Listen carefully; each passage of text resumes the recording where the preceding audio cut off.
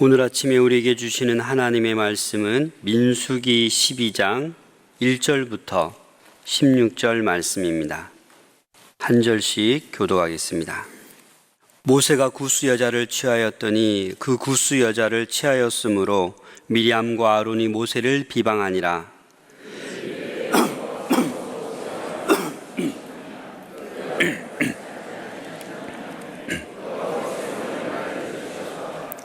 이 사람 모세는 온유함이 지면의 모든 사람보다 더하더라.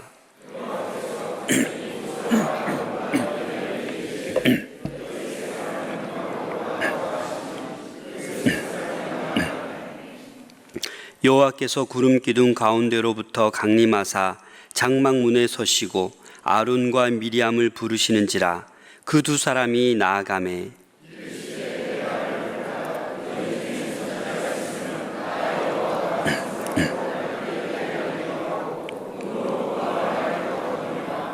내 종 모세와는 그렇지 아니하니 그는 내 온 집에 충성함이라.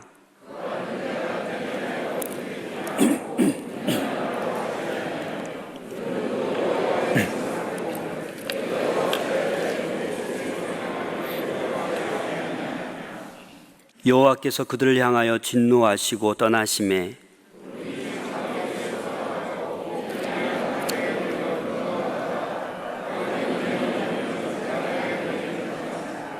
아론이 이에 모세에게 이르되 슬프도다 내 주여, 우리가 어리석은 일을 하여 죄를 지었으나 청하건대 그 벌을 우리에게 돌리지 마소서.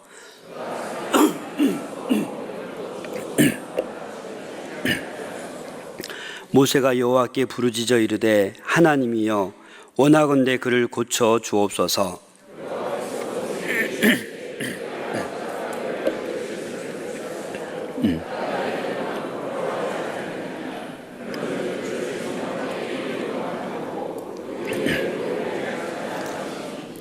이에 미리암이 진영 밖에 이르 동안 갇혀 있었고 백성은 그를 다시 들어오게 하기까지 행진하지 아니하다가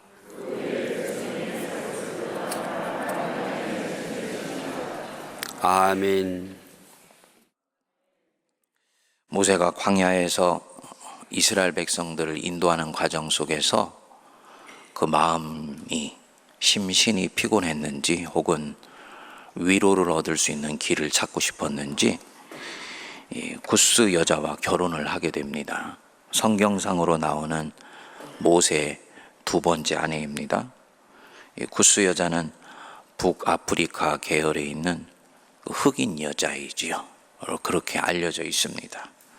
그런데 이것을 놓고 미리암과 아론이 모세를 비방하게 되었습니다. 2절을 여러분들이 보시면 그들이 이르되 여호와께서 모세와만 말씀하셨느냐 우리와도 말씀하지 아니하셨느냐. 하나님이 모세에게만 계시하는 분이 아니다.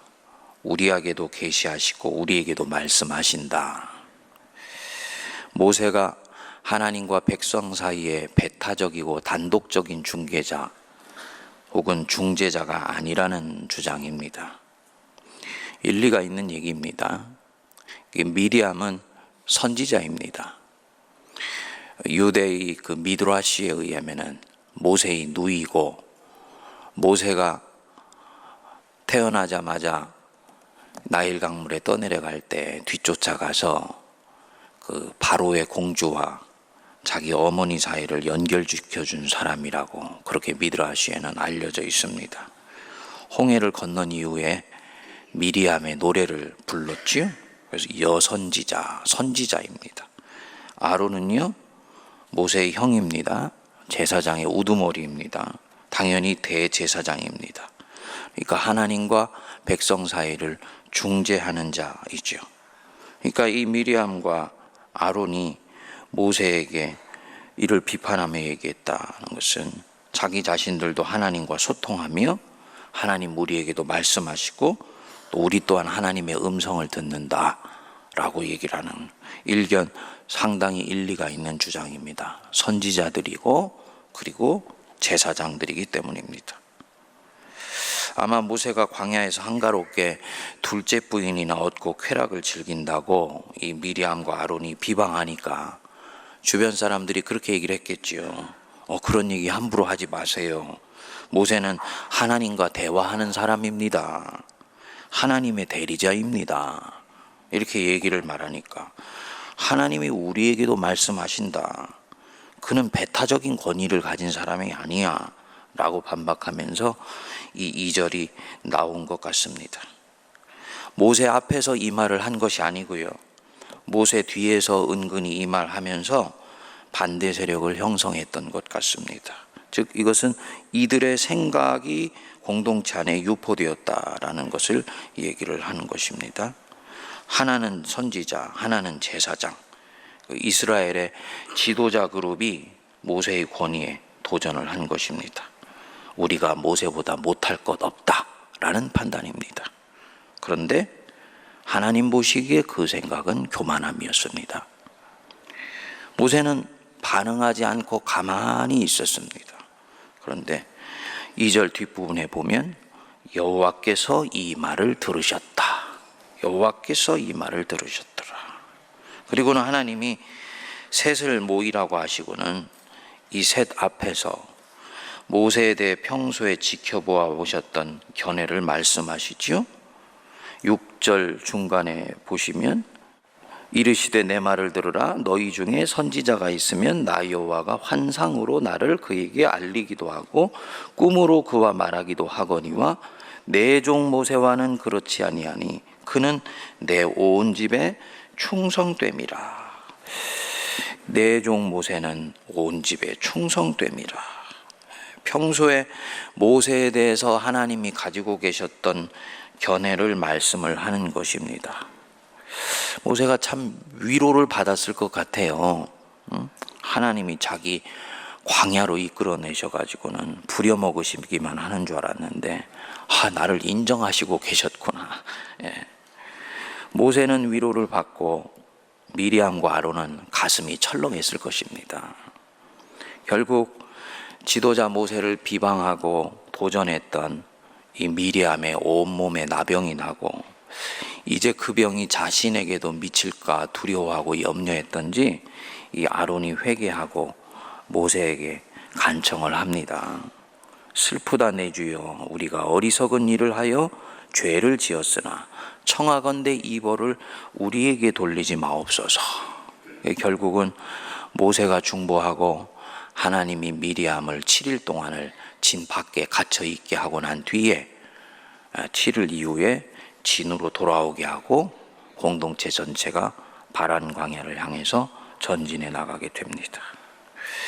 여러분들 이 12장을 읽으시면서 무슨 생각이 드셨습니까?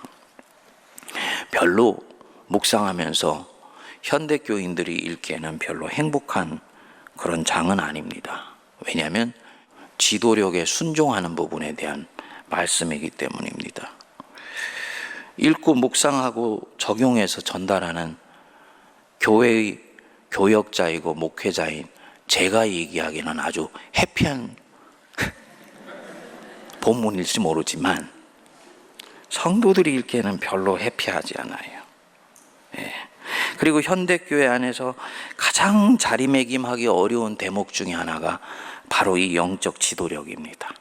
우리가 사는 세상 자체가 굉장히 다원화되었습니다. 다원화되었다는 얘기는 권위가 분권화되었다라는 것을 얘기를 합니다. 그리고 민주화되었습니다.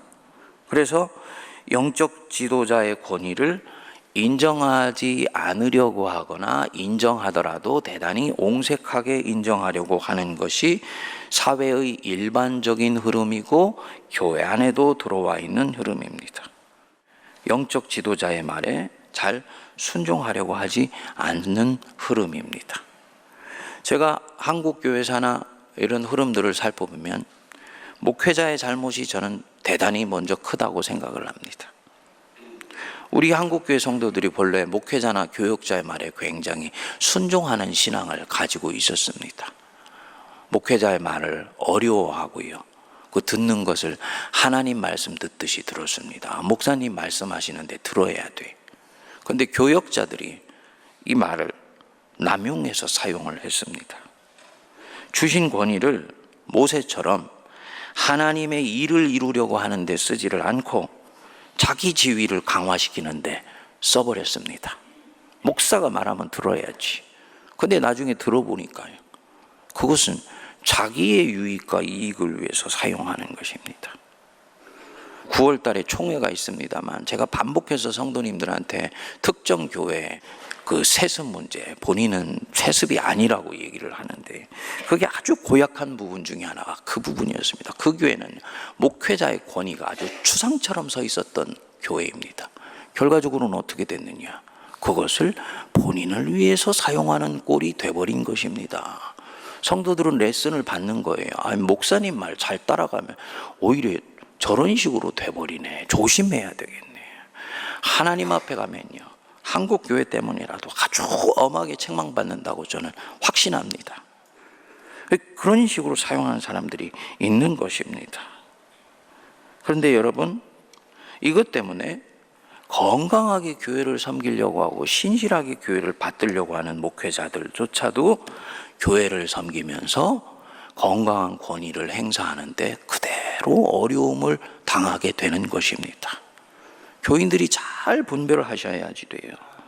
여기에 우리 개신교회 이 목회자의 권위 혹은 교회 안의 지도자의 권위가 행사되는데 어려움을 겪는, 기름을 붓는 부분이 설익은 만인제사장설 내지는 왜곡된 만인제사장설입니다.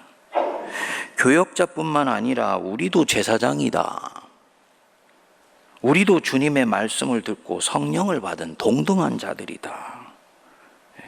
미리암과 아론이 모세에게 대항하면서 했던 말과 아주 유사하죠. 맞는 말씀이에요, 여러분. 개신교는 목회자만 성경을 읽고 해석할 권리를 가진 것이 아니고 성도들에게도 하나님이 성령을 부어주셔서 만민이 하나님의 말씀을 읽고 묵상하고 주님의 음성을 들을 수 있는 그런 권리를 주셨다고 믿습니다. 근데 이것은 권위의 분배나 균등 권위설에 관련된 부분이 아닙니다. 만인제사장설의 핵심은요, 제사장으로서의 거룩한 삶을 특정 사제뿐만 아니라 모든 크리스찬이 진지하게 추구해야 된다라는 측면에서 만인제사장설입니다. 근데 이게 왜곡되어 버렸습니다. 그리고 일부 성도들 중에서는 이런 생각을 교회갱신으로 착각하는 흐름까지 생기게 되었습니다. 여러분, 왜 미리암이나 아론이 아니고 모세였느냐? 하나님이 세우셨기 때문이야. 결론은 이겁니다.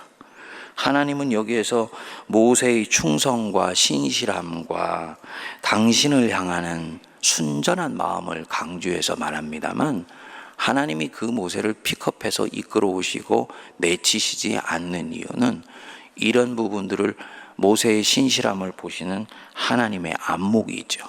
그리고 더 밑으로 내려가면 하나님 자신이 세우셨다는 것 때문에 모세의 권위에 순종하는 것입니다.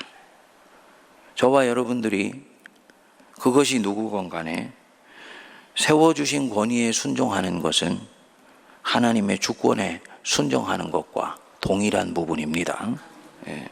모세에게 순종하는 것은요, 모세를 지도자로 세우신 하나님에게 순종하는 것과 직결되어 있습니다.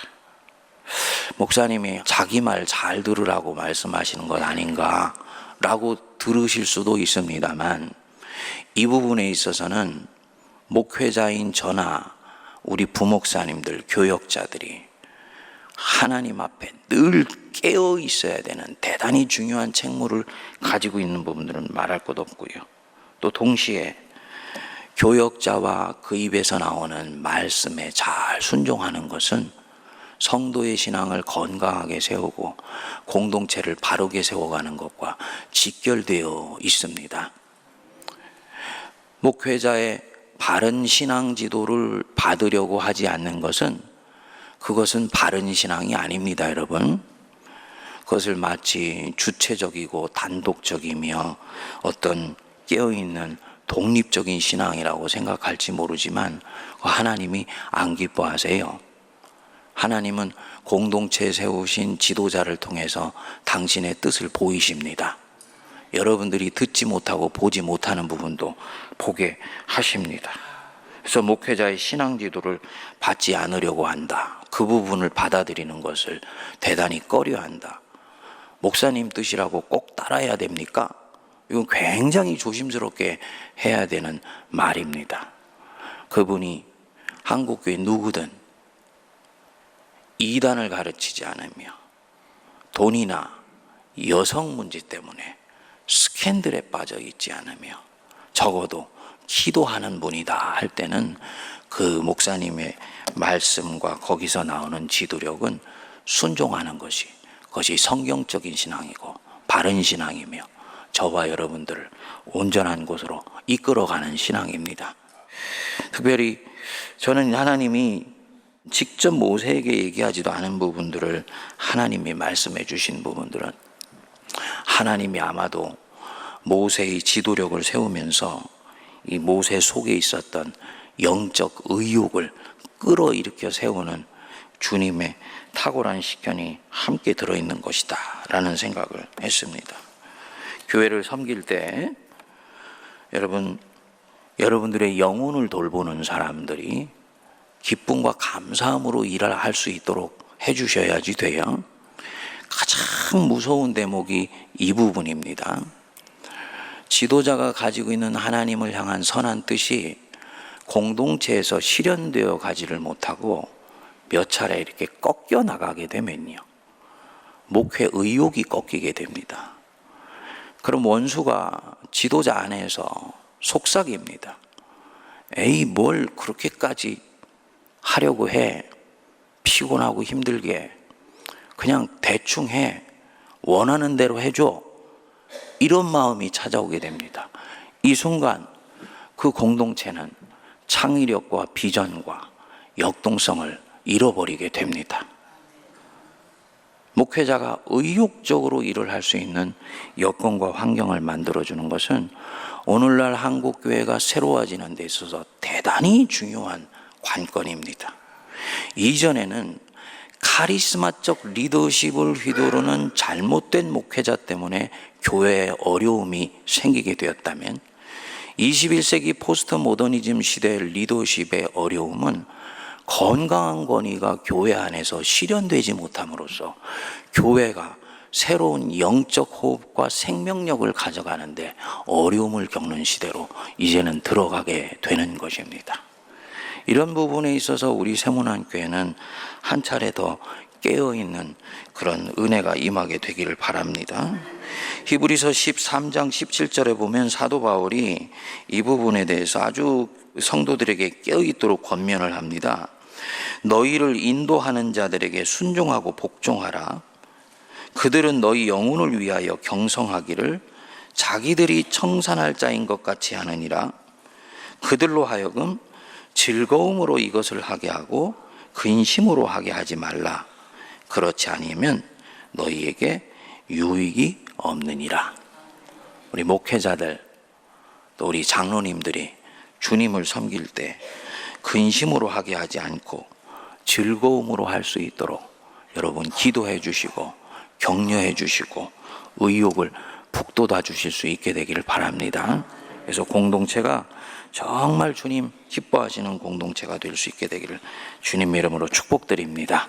이 시간에 우리 같이 기도하겠습니다. 하나님 아버지, 모세와만 대화하겠느냐?